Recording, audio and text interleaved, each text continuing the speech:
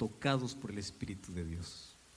Y hoy vamos a abrir la Biblia y quiero decirles que durante estos 4 encuentros que tendremos aquí, vamos a tomar como base el mismo texto bíblico para que ustedes después de esta semana, si hay algo que jamás van a olvidar, es el texto de esta serie. Y yo espero que durante estos días podamos, de tanto repetir este texto, memorizar, comprender y aplicar. La memorización va a ser parte de nuestra experiencia. Comprender también, mas aplicar va a depender de cada uno. Entonces vamos a abrir la Biblia en el libro de Romanos capítulo 13. Cada día vamos a analizar alguna expresión de los versículos 11, 12, 13 y 14, que sería lo ideal tomar un versículo por día, pero hoy vamos a tomar apenas 2 frases del primer versículo. Pero eso va a ser nuestro texto base para toda esta serie especial. Romanos 13, 11, y me gustaría que todos podamos abrir la Biblia y todos podamos leer. Si alguien no trajo Biblia y está al lado de alguien que tiene, por favor comparta. Y si tú estás allí del otro lado acompañándonos en este momento, abre tu Biblia. Y si no la tienes, pues ahora escucha, porque esto es lo que Dios tiene para nosotros hoy. Romanos capítulo 13, versículo 11. Por si alguien quisiera leer conmigo y quisiera leer a voz alta, pues está bienvenido también. Vamos todos a leer Romanos 13, 11. Dice así: y esto, conociendo el tiempo, que es ya hora de levantarnos del sueño, porque ahora está más cerca de nosotros nuestra salvación que cuando creímos. La noche está avanzada, se acerca el día. Y si se acerca el día, tú no puedes quedar de brazos cruzados. Aquí hay algunas cosas específicas que manda hacer. Número 1, desechemos pues las obras de las tinieblas. Número 2, vístete de las armas de la luz. Número 3, andemos como de día. ¿Qué significa andar de día?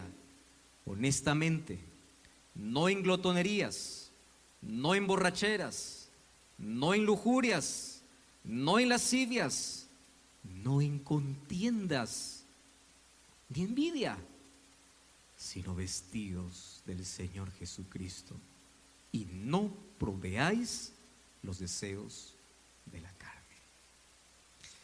Yo no sé cuál fue la experiencia de ustedes, pero yo quiero contar la mía, lo que acontecía todos los días allá en casa, lejos de la ciudad, en un campo donde estaba papá, mamá y yo. Todos los días, 5 de la mañana, al canto exacto del gallo, era hora de despertar. Y créanme cómo yo crecí odiando al gallo. El gallo era el despertador, era la alarma. Pero a veces ni siquiera era el gallo, a veces teníamos que despertar un poco más temprano. ¿Y por qué?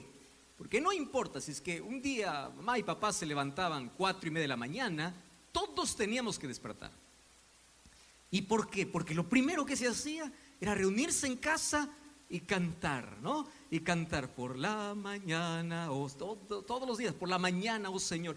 Solo que, como todos, y yo era niño, pues tenía aquella lucha para poder despertar. Yo sé que esa lucha pues es difícil, mucho más cuando uno es niño en la adolescencia, pero yo entendí el mensaje. Ellos comenzaban a cantar y yo tenía que dejar el abrigo, dejar la sábana, salir, a veces medio dormido me iba, y ahí a veces llegaba para la última frase del himno, pero llegaba. Pero había días que el himno pasaba y no llegaba. Mamá cantaba un canto que desde chiquito a mí me hacía estremecer. Es un canto muy antiguo, pero era suficiente como para dejar la sábana, el frío, y poder salir. Y ese cantito decía más o menos así: ya viene Cristo, señales hay, alma salvada viene a llevar. Y en ese momento mamá levantaba la voz: los que durmieron se quedarán. Y a la siguiente yo estaba despierto, bajaba: los que velaron se irán con él. Y juntamos: me voy con él, me voy con él, me voy con él, me voy con él, yo no me quedo, me voy con él. Y ese era mi canto. O sea, si es que yo quería seguir durmiendo, basta que diga: los que durmieron se quedarán. No, yo no me quiero quedar. O sea, puede haber frío, puede haber lo que sea, yo quiero ir. Por eso es que yo me voy. Y a mí me encanta porque Pablo usa ese despertador. Pablo usa una alarma. Y después de poder hablar sobre las recomendaciones y deberes para los cristianos, él dice: a ver, el asunto es serio, yo quiero que ustedes entiendan. El despertador comenzó a sonar y ustedes no pueden seguir debajo de las cobijas. El día está llegando, el sol está saliendo, la noche está acabando y ustedes no pueden continuar bajo las sábanas. Solo que para eso me encanta, porque él toma algunas expresiones interesantes que yo quiero recordarles. Nadie despierta a medianoche a menos que no sepa que está amaneciendo. Esa es clave. Entonces él dice así: para despertar, ojo con el orden que coloca, antes de despertarte del sueño, tú tienes que conocer el tiempo. Vamos a repetir esto. Yo les voy a hacer repetir muchas cosas durante estos días. ¿Qué es lo primero que tenemos que hacer antes de despertar o antes de levantarnos? Ustedes repitan conmigo: conocer el tiempo. Vamos a hacerlo ahora sí, en serio. ¿Qué tenemos que hacer antes de levantarnos? Exactamente, conocer. Solo que, ¿cómo es ese conocimiento del tiempo? ¿Cómo yo sé en qué parte de la historia estoy? Y gloria al Señor, que como pueblo profético nosotros tenemos un reloj andando, a lo cual nosotros llamamos profecía. Mientras la gente busca el futuro en la astrología, el cristiano busca ¿dónde? En la profecía. ¿Y qué cosa es la profecía? La profecía es un adelanto de la historia. ¿Y qué cosa es la historia? La historia de la confirmación de la profecía. A mí me encanta porque entre historia y profecía las dos caminan juntas. La profecía dice: te voy a decir lo que va a suceder, un adelanto de la historia. Yo ya quiero conocer la historia por adelantado. Anda la profecía. Y como la historia va detrás, la historia va confirmando lo que la profecía dijo, ya se cumplió. Lo que la profecía dijo, ya está aquí. Por eso es que la profecía y la historia son aliadas. Cuando nosotros vemos el libro de Daniel, el libro de Apocalipsis, vemos cómo la profecía que anunciaba en el siglo VI antes de Cristo se cumplió perfectamente en el transcurso de la historia, porque la historia va confirmando lo que Dios ya planificó. Eso significa que nada de lo que sucede en este mundo es por casualidad. Dios tiene el control de las cosas. Y si Dios tiene el control de las cosas, ¿por qué andar preocupados? ¿Por qué angustiados? ¿Saben por qué? Porque nos hemos olvidado de conocer el tiempo. Y cuando hablamos de conocer el tiempo, en la Biblia encontramos una serie de cosas que iban a suceder antes del regreso de Jesús. Ustedes pueden preguntar: pastor, ¿cómo puedo conocer el tiempo? Esa era la pregunta que un día los discípulos también hicieron. Fíjense que Jesús un día estaba allí frente a aquel gran monumento. Yo tuve el privilegio de hace algunos años atrás visitar Jerusalén. Del templo de Salomón y de Zorobabel y de Herodes no queda nada. Sin embargo, estuve de cerca del lugar donde estuvo alguna vez en la historia el templo más glorioso del mundo. De ese templo del cual los judíos tenían tanto orgullo, y ellos inclusive amaban más al templo que a Dios. Triste, ¿verdad? ¿Qué cosa sucedió? Ese templo un día fue destruido por Nabucodonosor. ese templo destruido por Nabucodonosor fue reconstruido por Zorobabel, fue reformado por Herodes. Y a ese templo de Herodes Jesús entró, en ese templo Jesús predicó, en ese templo Jesús fue dedicado. Pero un día en su ministerio Jesús paseaba por el templo y vienen los discípulos y todos están en la expectativa, y los discípulos, con el orgullo de todo judío, le dice: maestro, ¿ves la belleza, ves la grandeza, ves el poderío de nuestro templo? Y Jesús lanza la profecía más estremecedora y les dice así: de esto no quedará piedra sobre piedra. Y ahí viene la expectativa. ¿Cuál expectativa? El ser humano es curioso. No, no lo es siempre. El ser humano quiere saber el futuro. Y la pregunta que le hacen a Jesús, ¿cuál es? ¿Cuándo? Entonces yo te hago una pregunta. Cuando tú preguntas a alguien cuándo, ¿qué cosa es lo que tú esperas? Fecha, día y hora, ¿verdad? Pero parece que los dos están en diferente sintonía. Los discípulos dicen ¿cuándo? Y Jesús, en lugar de decir ¿cuándo?, Él coloca, por lo menos agrupa 5 tipos de señales diferentes en diferentes áreas y ámbitos de la vida. En el ambiente religioso, en el ambiente político, en el ambiente social, en el ambiente natural, y la última señal antes de su venida. Entonces Jesús las agrupa. ¿Cómo comienza? Miren cómo comienza Mateo 24. Y allí dice, Jesús comienza diciendo: mirad que nadie os engañe. Y uno puede decir, pero claro, Jesús está hablando del mundo, que el mundo está envuelto en mentira. No, mucho cuidado. Jesús está hablando de la mentira dentro del contexto y del mundo religioso, porque muchos se levantarán en mi nombre, falsos profetas, falsos maestros, harán grandes señales, harán grandes prodigios. ¿Qué cosa está hablando Jesús? Antes del tiempo del fin se comercializará la fe, se levantará la Biblia, y en nombre de la Biblia llevarán a la gente al error. En nombre de milagros, la gente creerá más en milagros que en la palabra. Y eso es lo triste de hoy. Hay gente que deposita su fe más en un milagro que en lo que dice la Biblia. Y Jesús ya lo dijo. En el ambiente religioso, la primera señal es alerta, cuidado, que alguien te engañe. Entonces, ¿cuál es la única vacuna para poder librarse de la mentira? Tienes que tomar no 1, ni 2, ni 3 dosis, sino 365 dosis, es decir, 1 dosis por día en el año de la palabra del Señor. Porque mientras más cerca estés de la verdad, más lejos estarás de la mentira. Mirad que nadie os engañe. Y ahí comienza a hablar de lo que sucedería. Pero ahí viene otro tipo de señales. Señales en el mundo político. Y ahí habla conflictos, guerras, hambre. Siempre hubo en la historia, siempre lo hubo, pero cada vez con más intensidad. Y estoy investigando, los datos son tan crueles.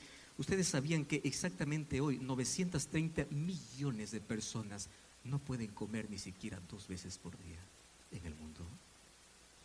930 millones de personas.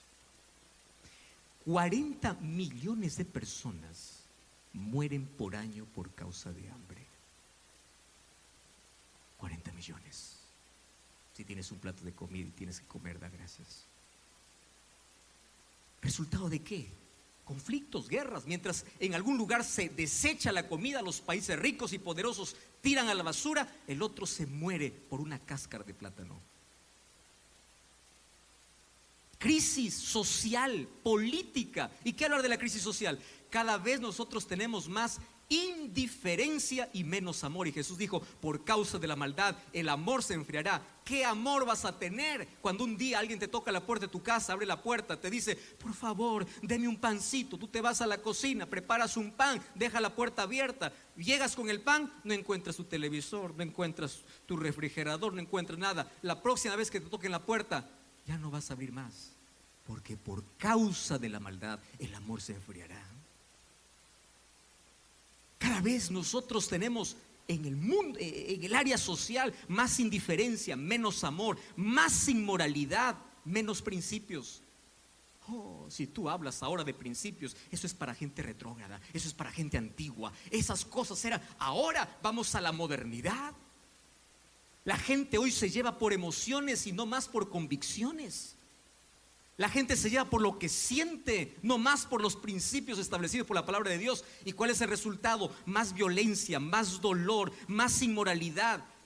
Las cosas básicas han cambiado los conceptos, ha cambiado el pensamiento. Y la tecnología se encarga de propagar a una velocidad inexplicable la filosofía diabólica a través de diversos medios.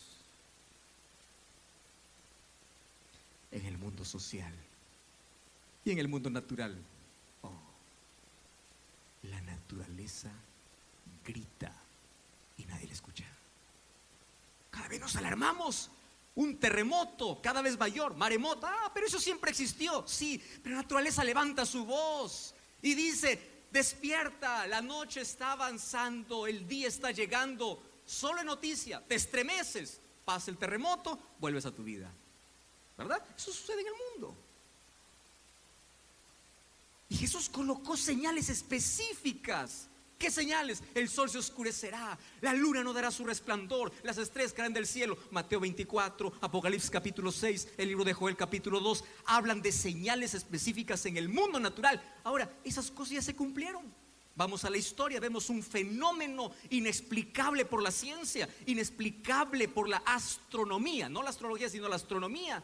¿Qué cosa sucedió el 19 de mayo de 1780? Es conocido como un fenómeno no natural, porque no se trató de un eclipse, no se trató de un día así medio nublado. Se trataba del día más oscuro de la historia. Desde las 10 de la mañana las gallinas volvieron a sus gallineros, los campesinos regresaron de sus trabajos. La gente no podía ver a 10 centímetros un papel en blanco. La oscuridad era densa, la gente gritaba. Y aquella misma noche del 19 de mayo de 1780, la luna apareció roja, bañada en sangre. Pasaron unos años. 13 de noviembre de 1833, una lluvia de meteoritos. Más de 4 billones de meteoritos iluminaron el cielo. La gente que había robado iba a restituir a quien robó, porque decía: llegó el día del juicio, yo no me quiero perder. Fenómenos no previstos, sobrenaturales. Hoy la gente se alarma, ¿no? Y la gente se alarma y dice: un eclipse, Maranata, Jesús viene. Pasa el eclipse, se acabó todo. Hermanos, te voy a decir una cosa interesante hoy. La profecía es dada para los hijos de Dios por 3 razones. Primera razón, para conocer el tiempo. Segunda razón, para fortalecer la fe. Y tercera razón, para vivir preparados, pero no alarmados. ¿Entiende la diferencia? El mundo puede alarmarse, el cristiano no. Porque el cristiano conoce, sabe que lo que está sucediendo está bajo el paraguas divino, bajo el plan divino, bajo un Dios que controla la historia.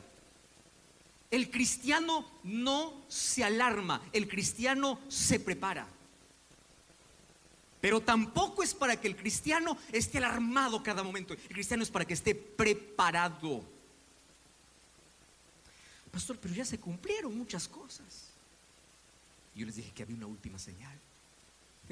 La última señal no tiene que ver con terremoto ni hambre, no tiene que ver con firmas de grandes poderes. La última señal para la venida de Jesús no tiene que ver con fenómenos sobrenaturales, ni crisis política. La última señal tiene que ver con el mayor milagro que Dios hace en la humanidad. Y la última señal está en Mateo 24:14. El evangelio será predicado a todo el mundo para testimonio de todas las naciones, y entonces vendrá el fin. No, pastor, la última señal tiene que ver con la marca de la bestia, con el sello de Dios. No me confundas. Esos son sucesos que acontecerán cuando la última señal sea cumplida. La última señal no tiene que ver con decretos. La última señal tiene que ver con la predicación del evangelio. Por eso es preocupante cuando vemos a una iglesia que lee periódico, se alarma, ve noticias, se alarma, pero no predica el evangelio. Porque la última señal tiene que ver con la predicación del evangelio. Y cuando sea predicado en todo el mundo, para testimonio de todas las naciones, entonces vendrán los sucesos finales que durante estos días vamos a analizar: sellamiento, lluvia tardía, marca de la bestia, en fin. predicación del Evangelio. ¿Qué cosa necesitamos conocer? Dice Pablo, es hora de conocer el tiempo. Una pandemia vino para paralizarnos durante 2 años, pero vino para enseñarnos 3 cosas importantes. Primera cosa, que las cosas pueden cambiar de un día para otro en todo el mundo. Si Dios dice hasta aquí llegó, para mañana es otra historia. No demora. Número 2, que el dinero no soluciona todos los problemas más significativos de la historia. Gente enriquecida. O sea, si tú almacenas tanto dinero, a ver, dime en crisis como esto. Y yo no estoy hablando aquí en contra del dinero. El dinero es importante, pero nunca más importante que nuestra espiritualidad. Porque el dinero no soluciona todo. Y número 3, vino para enseñarnos que todo el mundo en un momento puede unirse de un día para otro por un bien. Y nosotros sabemos hacia dónde va toda esa historia. Guerras, sangre, de un momento a otro, dolor, millares de personas que sufren, desastres, inundaciones, miseria, dolor. Y miren lo que dice Job de los Testimonios. Yo aquí voy a usar algunos textos interesantes que a mí me conmueven. Dice así: las calamidades en tierra y mar, las condiciones sociales agitadas, los rumores de guerra son portentosos, pronuncian la proximidad de acontecimientos de mayor importancia. O sea, lo que está pasando ahora pronuncia lo que está llegando. Las fuerzas del mal se están consolidando, se están robusteciendo para la última grande crisis. Y allí subrayé, dice: grandes cambios sucederán en el mundo y los acontecimientos finales, ¿cómo serán? Rápidos. Ese texto, Profetas y Reyes, página 208, dice así. Me encanta esta expresión: estamos en el umbral de la crisis de los siglos. Y en rápida sucesión los juicios de Dios sucederán. Y miren lo que narra: incendios, inundaciones, terremotos, guerras y derramamiento de sangre. O sea, la noticia que hoy se ve no nos alarma, pero sí nos pone en alerta, porque Pablo dice: es hora de conocer el tiempo. Conoce el tiempo en que estás viviendo. Ahora, si tú conoces el tiempo, entonces es hora de levantarnos del sueño. Y eso será la última expresión que veremos hoy, porque aquí yo quiero dedicar algunos minutos para poder conversar. Está bien, pastor, voy a conocer el tiempo. Yo conozco, estas son señales. Tú puedes decir: esto yo lo sé. Muy bien. ¿De qué te sirve saber que está amaneciendo cuando sigues debajo de las sábanas? De nada. Al diablo no le asusta saber que tú sabes que Jesús viene. Al diablo le asusta cuando tú te preparas para que Jesús venga. Al diablo no le asusta que vengas a la iglesia. Al diablo le asusta cuando sigues siendo cristiano al salir de la iglesia. Eso le asusta. Ahora, despierta. ¿Cómo es que yo puedo despertar? Y para despertar, Jesús mismo se encargó de poder decirnos: cuando veáis todas estas cosas acontecer, levanta la cabeza, no la agaches, levanta la cabeza. Y en el libro de Mateo capítulo 24 y capítulo 25 narra 7 parábolas, de los cuales yo no voy a hablar de las 7, apenas voy a hablar de 3. Comienza con la parábola de la higuera, pero de esas 7 se puede resumir en 3 parábolas. ¿De qué manera yo me despierto del sueño? Eso es lo más importante que tienes que entender hoy. Yo puedo conocer el tiempo, pero ¿de qué me sirve conocer el tiempo si no despierto? ¿Y de qué manera me despierto? Jesús lo resume, la preparación del cristiano, en 3 parábolas. Y yo les voy a hacer repetir. Primera parábola, la parábola de las 10 vírgenes. Repitan, ¿cuál es la primera parábola? 10 vírgenes. Segunda parábola, la parábola de los talentos. ¿Cuál es la segunda parábola? Talentos. Y la tercera parábola, la parábola de las ovejas y los cabritos. Muy bien. Cuando alguien dice: pastor, ¿qué debo hacer para estar preparado para venir a Jesús? Me recuerdo 3 parábolas. ¿Qué me enseña la primera parábola? No importa si tienes la lámpara, si te olvidaste del aceite. Puedes tener la lámpara y el aceite.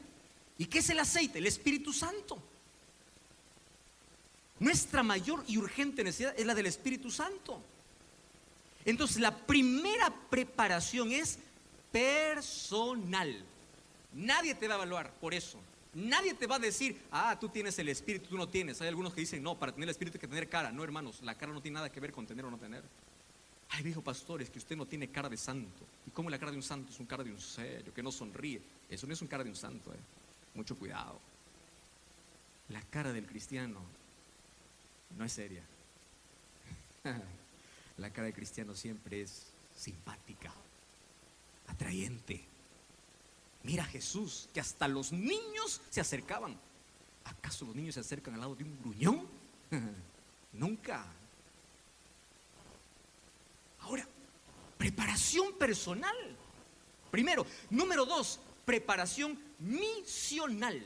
¿Qué cosa es misional? Entregó los 10 talentos. Dios te dio un talento, multiplícalo. Trabaja para Dios con el don que te ha dado, con la capacidad que te ha dado. Porque ¿de qué vale todo lo que Dios te dio cuando tú lo guardas? Entonces, en la primera es personal y es espiritual. La segunda es preparación misional, donde yo preparo a otros. ¿Te das cuenta? No solamente yo me preparo, sino que yo preparo a otros. Y hay una tercera preparación, que es la preparación servicial. ¿Cuál es la diferencia entre la oveja y el cabrito? ¿Cuál es la diferencia? Jesús no le dijo a la oveja, qué bueno, porque ustedes todos los días fueron a la iglesia, ustedes fueron a la serie profética. No. Jesús a las ovejas y los cabritos le dijo, tuve hambre y no me diste de comer. Tuve sed y no me diste de beber. ¿Qué cosa es servicio? ¿Qué servicio? Mientras voy reflejo el amor de Jesús. No ignoro al que me pide ayuda, le abrazo, no le hundo al que está ya caído, le levanto.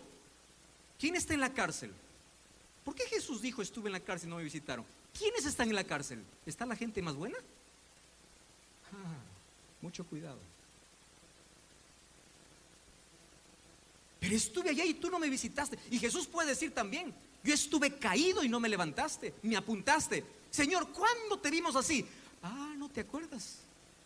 A uno de los más pequeños lo miraste con indiferencia, lo trataste mal, lo hundiste. Cuando estaba diciendo ayuda, tú allí ignoraste. ¿Por cuánto lo hiciste a uno de los más pequeños? Que dice Jesús, a mí lo hiciste. Me gusta resumir las cosas. Entonces, la preparación tiene 3 tópicos. Número 1, personal y espiritual. Número 2, misional. Tiene que ver con misión y preparar a otros. Y lo tercero es servicial. Eso es lo que Jesús vino a hacer. En otras palabras, Jesús está diciendo, mi pueblo antes de mi venida tiene que reflejar mi carácter. Tiene que ser como yo hacía, porque vosotros sois la luz del mundo. Es eso. Entonces, conocer el tiempo es bonito, pero despertar del sueño es acción. ¿De qué vale que el gallo cante y tú sigas dormido? Que la alarma suene y tú sigas dormido. O sea, suena y vamos, nos levantamos. Despierta del sueño. No te olvides lo esencial. Y miren este texto. Ahora sí ya me voy a encaprichar un poquito más. Y hoy sí quiero escuchar a todos ustedes leer, porque nadie va a tener excusa, ¿verdad? Yo he resumido allí Joel capítulo 2 versículo 3 y 14. Vamos todos juntos. Y tú que estás allí en una red social, lee también. Yo no te estoy viendo, pero lee. Abre tu boca y vas a ver cómo esta verdad va a tocar tu corazón. Vamos todos juntos. Dice así: por eso ahora dice Jehová. ¿Qué dice Jehová? Con fuerza allí. Convertíos a mí con... A ver, esa parte aquí, para mí tiene que dar claro. No es a medias el asunto. Otra vez, convertíos a mí con todo vuestro corazón. ¿Cómo? Con ayuno y lloro y lamento. ¿Qué más? Rasgad vuestro corazón, no vuestros vestidos. Convertíos a Jehová vuestro Dios.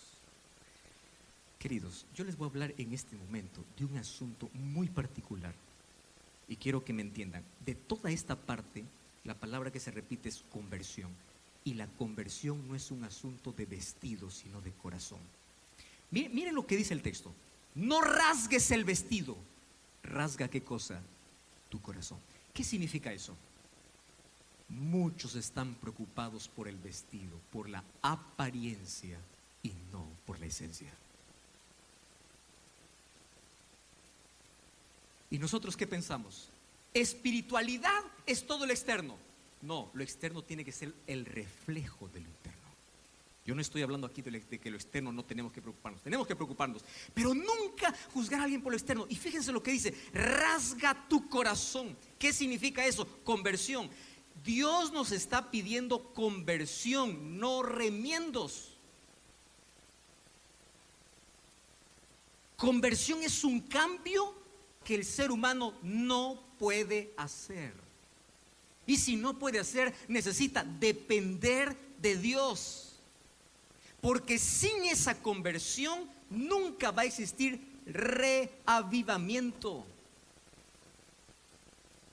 Miren ese texto. Un reavivamiento de la verdadera piedad entre nosotros. Lean ustedes allí conmigo. ¿Qué dice? Es la mayor y la más urgente de todas nuestras necesidades. ¿Qué necesita? La iglesia necesita un coro. ¿Necesita un coro? Sí. Pero más del coro necesita un reavivamiento.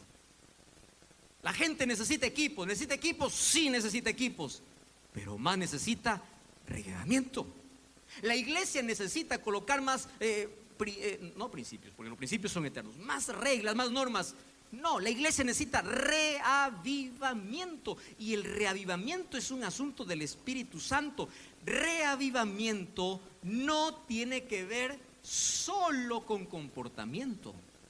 Porque hay muchos que confunden reavivamiento con comportamiento. Dice, esa persona está reavivada. ¿Por qué? Porque se peina al lado derecho, porque se peina al izquierdo, porque se peina para atrás, porque viene con corbata, porque está lúcido por fuera. No, el joven rico guardaba los 10 mandamientos y estaba perdido. Nicodemo era un fariseo intachable y necesitaba nacer de nuevo. Porque reavivamiento no es lo externo. Reavivamiento tiene que ver con relacionamiento. Y relacionamiento no es con el pastor, no es con la iglesia, es con Dios. Entonces, ¿cuál es la más urgente necesidad? Que las personas que conocen el tiempo se relacionen mejor con Dios. Relacionamiento. Entonces, cuando se relaciona con Dios, la evidencia es un buen comportamiento. Pero a veces estamos tan preocupados por el comportamiento. Hermano, que esto debe hacer, que esto no debe hacer, que esto sí, que esto no. Un día una señorita se acercó cuando yo era pastor. Me dice, pastor, he traído una hoja en blanco. Dígame por favor todas las cosas que no debo hacer y todas las cosas que sí debo hacer. ¿De dónde acá la religión se convirtió en un conjunto de reglas de hacer o no hacer? Cuando la religión es religar, reunir, reconectar el ser humano con Dios. ¿Qué cosa es religión? Relacionamiento con Dios. Yo veo a alguien que necesita cambiar su comportamiento. Yo no lo voy a criticar por el comportamiento. Yo voy a enfocar ¿en dónde? En el relacionamiento. Entonces alguien, yo lo veo que está medio desalineado, alguien no está tan bien. Yo le llamo y no le digo, ¿por qué usas esto? ¿Por qué lo otro? ¿Por qué? Y lo miramos con indiferencia. Alguien que llega por esa puerta, lo miramos de pies a cabeza. No, antes de hacer eso, ora por él, ora por tu vida y acércate y dile, yo te voy a enseñar cómo relacionarte mejor con Jesús. Porque escúchame una cosa lo que sucede. Préstame atención. Jesús te recibe como llegas, pero no te deja como estás. Jesús me ama como soy. Sí, te ama como eres, aunque le duela lo que haces. Te ama. Pero cuando tú comienzas un relacionamiento con Dios, no te equivoques. El pródigo llegó sucio, pero cuando llegó a casa, el padre le dio vestido. Entonces, yo no puedo obligar al pródigo a dejar sus vestiduras. Yo tengo que decir que el pródigo vaya a Jesús. ¿Me están entendiendo la analogía que estoy diciendo? Yo no puedo obligar a alguien, haz esto, haz lo otro. No, anda Jesús, anda como estás. Por eso mis hermanas de semanas de evangelismo, ven cómo estás, ven con tu vicio, ven con tu droga, ven con tu promiscuidad, ven cómo eres. Pero ojo, Cuando tú eres bañado por la gracia de Jesús, Él tiene que cambiar. Por eso es que el comportamiento es la evidencia de un reavivamiento. Y el reavivamiento es resultado de un relacionamiento. Y todo relacionamiento comienza, se sostiene y vive con oración, comunión, estudio de la Biblia, relación con Dios. Y lo que yo les estoy diciendo, esto es lo básico, es el ABC de la vida cristiana. Porque fíjense una cosa, aquel que está preocupado solo por el comportamiento puede caer en la actitud de perfecto por fuera, orgulloso por dentro. Mucho cuidado. Y cuando vamos al Espíritu y Profecía dice así: el pecado que más ofende a Dios, ¿saben cuál es? El orgullo. ¿Alguien es disciplinado por orgullo? No, pero es el pecado que más ofende.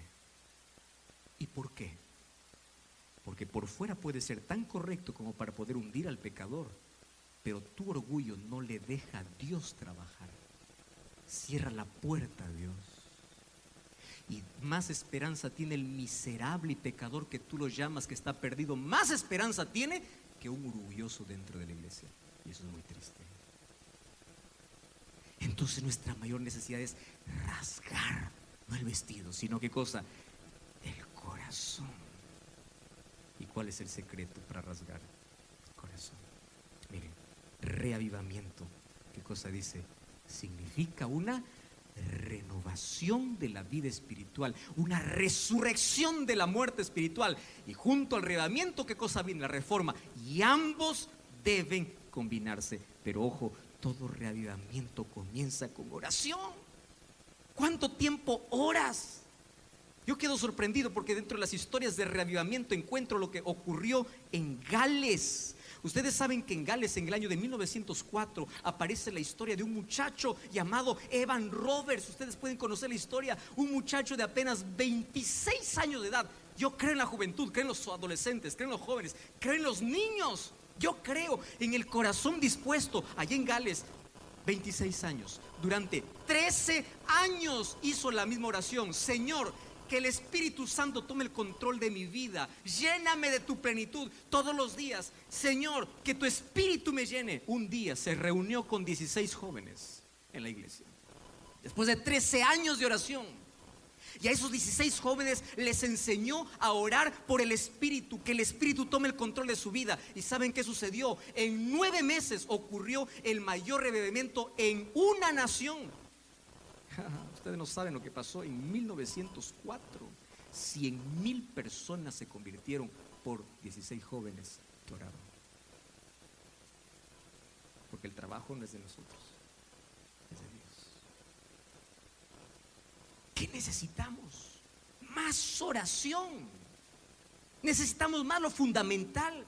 A veces nos sobrecargamos de cosas, de actividades, y no hay tiempo para la oración. Y yo quiero, de la oración hemos hablado tantas cosas, pero yo quiero que hoy puedan aprender 3 cosas, y ustedes quiero que se recuerden, por favor, 3 cosas fundamentales por las cuales orar. Número 1, porque la oración trae luz. Repitan conmigo, ¿qué cosa trae la oración? Luz. Y cuando digo luz, esperen, no digan, es que yo vivo iluminado en luz y todo va a estar bonito. No, no, no. Luz significa así. Mira, cuando yo me voy a un espejo y hay poca luz, ¿qué cosa sucede? Yo me veo pues simpático, lindo, perfecto, perfecto. Pero cuando prenden la luz, veo una arruga por acá, veo un poro abierto por acá, veo suciedad por el otro lado. ¿Qué cosa trae la oración? La oración te hace ver tu miserableza. Cuando tú tienes tiempo para orar, no tienes tiempo para criticar. ¿Por qué razón? Porque la luz te expone a tus errores. Y mientras más cerca estés de Jesús, más miserable te sientes. Curioso, ¿verdad? Más lejos de Dios, más perfecto. Más distante de la luz, ¿dónde están los pecadores? Más lejos, más cerca de la luz. Tú no tienes cómo ver. Ahí él pecó, yo soy igualito que él, solo que él lo hace público, yo en secreto. ¿Me entiendes?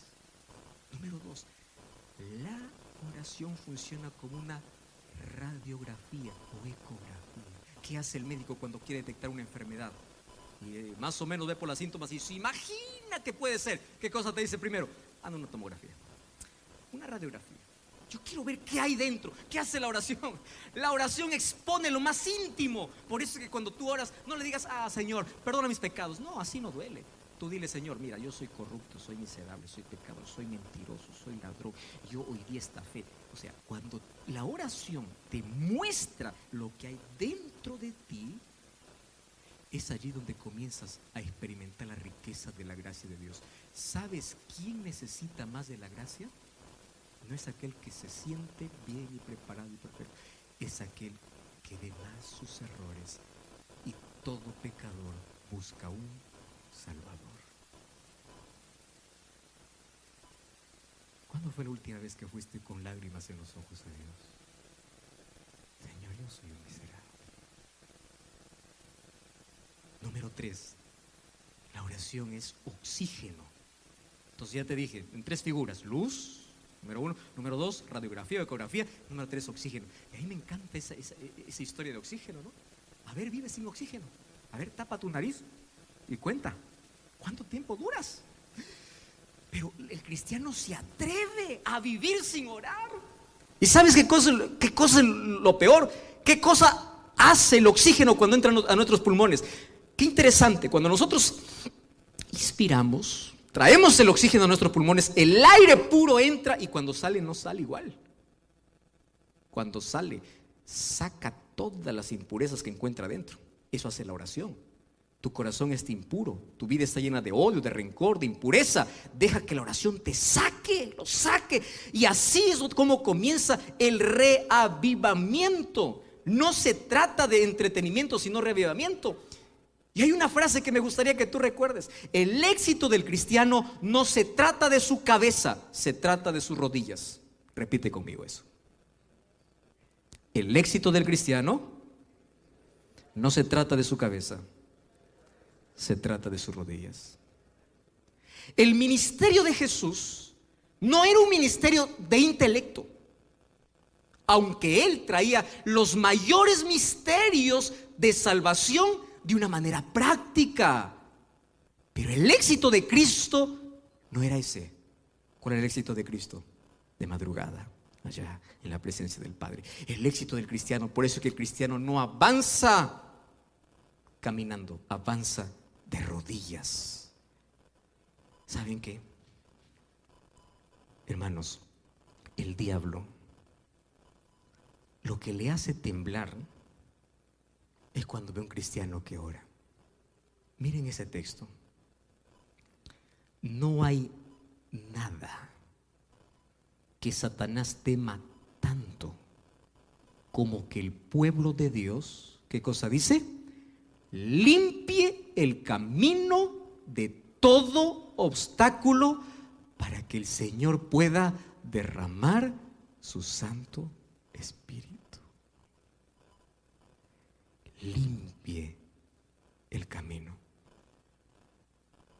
Yo te voy a decir la manera más elegante de vivir lejos de Jesús. Elegante. ¿Sabes cuál es la manera más elegante de vivir lejos de Jesús? Escúchame aquí. Siendo bueno, siendo honesto, siendo buen miembro, siendo buen líder, viniendo a la iglesia, haciendo obras de bien, dando limosnas, haciendo todo lo bueno, menos tiempo de oración.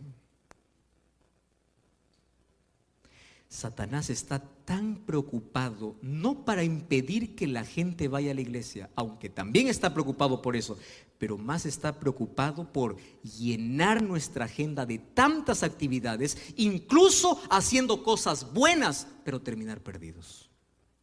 Porque nuestra salvación no depende de lo que hagamos, sino de lo que Dios hace en mi vida. ¿Y cómo le permite Dios actuar? La oración. Volvamos a lo fundamental. ¿Cuánto tiempo estás dedicando para sacar las impurezas de tu vida, para mirar tus errores con la luz, para hacerte una radiografía, una ecografía del corazón? ¿Cuánto tiempo? Me encanta ese texto. Al permitir que nuestra comunión con Dios se interrumpa, perdemos nuestra defensa. Miren lo que dice este texto: ni todos los buenos propósitos e intenciones os capacitarán para resistir el mal. Tenéis que ser hombres y mujeres de oración. Vuestras peticiones no deben ser lánguidas, ocasionales ni caprichosas, sino ardientes, perseverantes y constantes.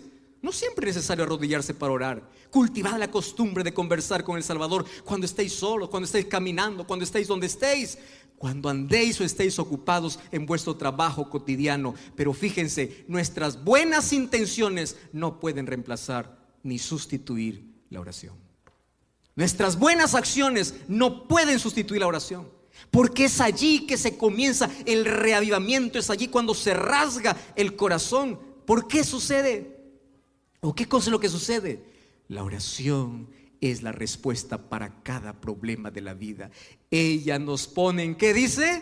En sintonía con la sabiduría divina. No hay nada tan enmarañado que no pueda ser remediado, ningún hábito tan profundamente arraigado que no pueda ser vencido. Ninguno es tan débil que él no pueda volverse fuerte. Ninguno está tan enfermo que Dios no pueda curar. Y ninguna mente está tan oscurecida que él no la pueda volver brillante. ¿Saben qué cosa es lo que está diciendo ese texto? La oración es lo único que te pone en sintonía con Dios. ¿Qué cosa es estar en sintonía? Estar en el dial correcto. No hay interferencia, sintonía. ¿Cómo es que yo cambio? ¿Cómo puedo vencer mi mal hábito? ¿Cómo puedo vencer mi problema? Oración. ¿Por qué? ¿Qué cosa es la oración? Me pone en sintonía. Los gustos de Dios pasan a ser mis gustos. Las preferencias de Dios pasan a ser mis preferencias. Lo que no me gustaba antes y era divino, me pasa a gustar. Y lo que antes amaba pero ofendía a Dios, lo paso a odiar. Y uno no explica cómo. ¿Cómo un drogadicto deja la droga y odia la droga? ¿Cómo un alcohólico deja el alcohol y odia el alcohol? Porque las preferencias de Dios pasaron a ser sus preferencias. Esto se llama, ¿qué cosa? Estar en sintonía. Entonces yo no voy a estar luchando, tiene que hacer esto, tiene que hacer otro. Yo tengo que presentar los principios, presentar la verdad y enseñar a que las personas puedan entrar ¿en qué? En sintonía. Cuando sucede esto, ocurre una reforma. ¿Y qué cosa es la reforma? Reforma es un cambio en las ideas y en las teorías, en los hábitos y en las prácticas. ¿Por dónde comienza la reforma? No comienza por lo externo, comienza por el cambio de mente.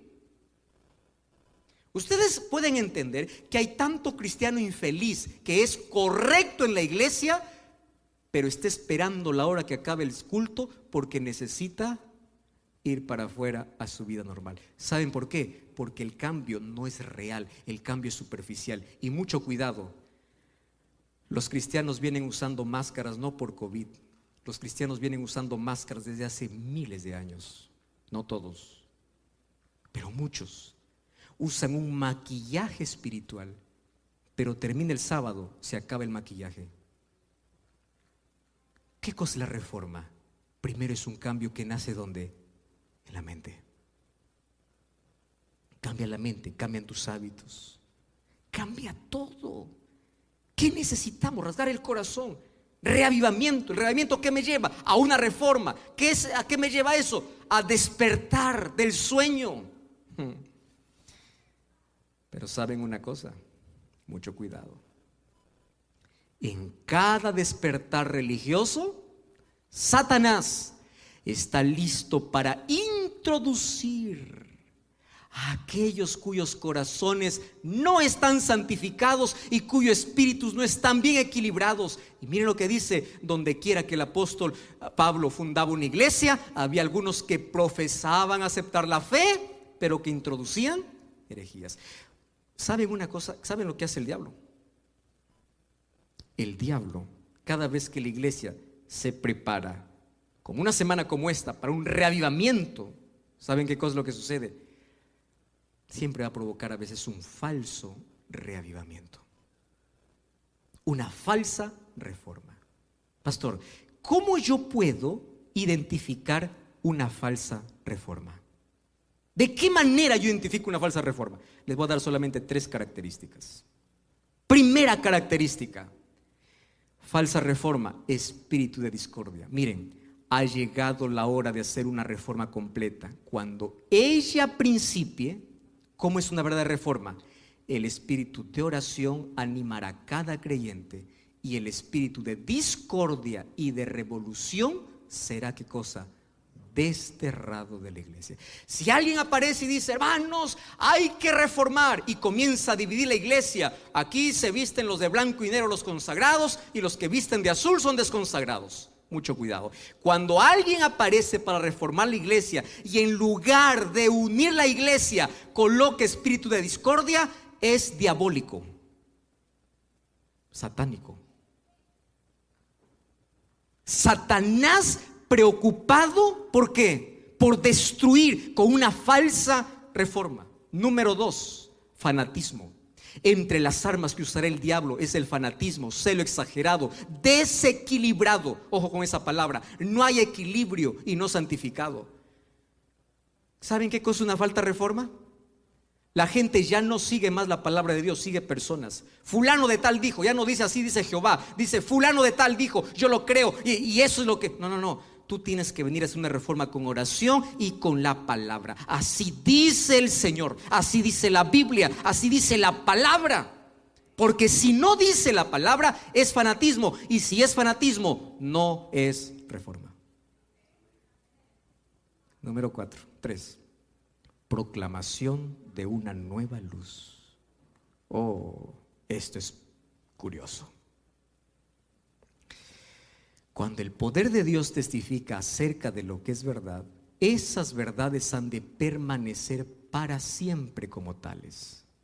No han de ser tratadas de acuerdo con suposiciones contrarias a la luz. Cuando alguien venga y dice: hermanos, necesitamos reformar, pero la verdad que yo digo es nueva luz, eso contradice la Biblia, eso no es reforma, eso es diabólico.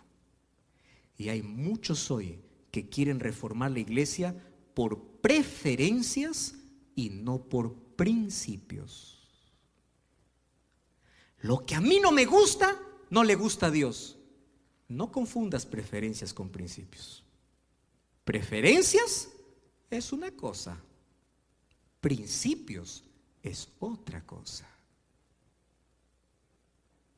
Cuidado con la falsa reforma. ¿Qué cosa es la reforma verdadera? ¿Me acompañan? La reforma verdadera es un espíritu de oración y sincera conversión. Es un espíritu abnegado de trabajo misionero.